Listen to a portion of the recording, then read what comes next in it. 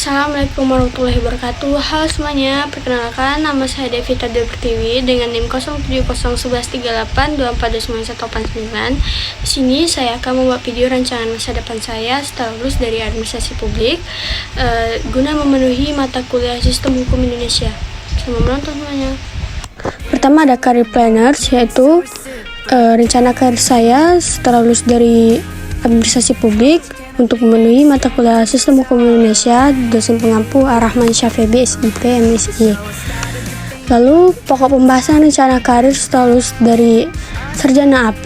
Pertama itu rencana karir setelah lulus, kedua syarat mencapai karir, ketiga analisis SWOT diri, keempat tahapan atau target, kelima alternatif plan.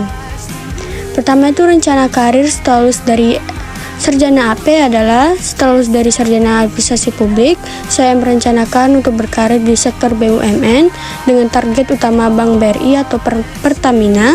Saya tertarik dengan posisi seperti staf sistem sumber daya manusia, staf analisis kebijakan internal atau corporate communication officer yang sesuai dengan latar belakang ilmu administrasi publik dan kemampuan interpersonal saya. Alasan saya memilih BUMN adalah karena kestabilan karir, jenjang karir yang jelas, dan peran strategis BUMN dalam pembangunan nasional. Kedua, syarat untuk menjadi atau menggapai karir tersebut. Untuk bisa bekerja di BRI atau Pertamina, beberapa syarat umum yang harus dipenuhi antara lain minimal lulus S1 dengan IPK 3, diutamakan dari jurusan yang relevan seperti administrasi, manajemen, hukum, dan lain-lain. Kedua itu ada menguasai soft skill seperti komunikasi, kerja tim, dan mengumpul, dan kemampuan adaptasi. Ketiga itu memiliki kemampuan digital dan pemahaman dasar tentang sistem administrasi modern. Keempat, bersedia ditempatkan di seluruh Indonesia. Kelima, lolos seleksi rekrutmen BUMN seperti yang difasilitasi oleh FHCI, yaitu Forum Human Capital Indonesia, yang meliputi seleksi administrasi, tes kemampuan dasar, psikotes, wawancara, hingga tes kesehatan. Ketiga itu analisis SWOT diri. Strength saya atau kekuatan, mudah beradaptasi dengan lingkungan baru, mampu bersosialisasi dengan berbagai kalangan, mampu menganalisis pemikiran orang lain dengan cepat. Kelemahan saya yaitu sering atau terlalu banyak pertimbangan dalam mengambil keputusan, overthinking, dan gugup ketika bicara di depan umum. Peluang saya yaitu program rekrutmen bersama BUMN FHCI membuka peluang besar bagi lulusan baru. Kedua itu ada BUMN sering merekrut banyak tenaga muda untuk regenerasi. Lalu banyak pelatihan dan program magang yang bisa menjadi jalur masuk ke BUMN.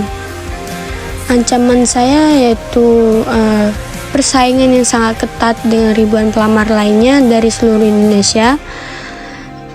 Terus tuntutan adaptasi cepat terhadap teknologi digital dan sistem kerja modern, kurangnya pengalaman langsung dunia industri bisa jadi hambatan. Keempat itu ada tahapan atau target.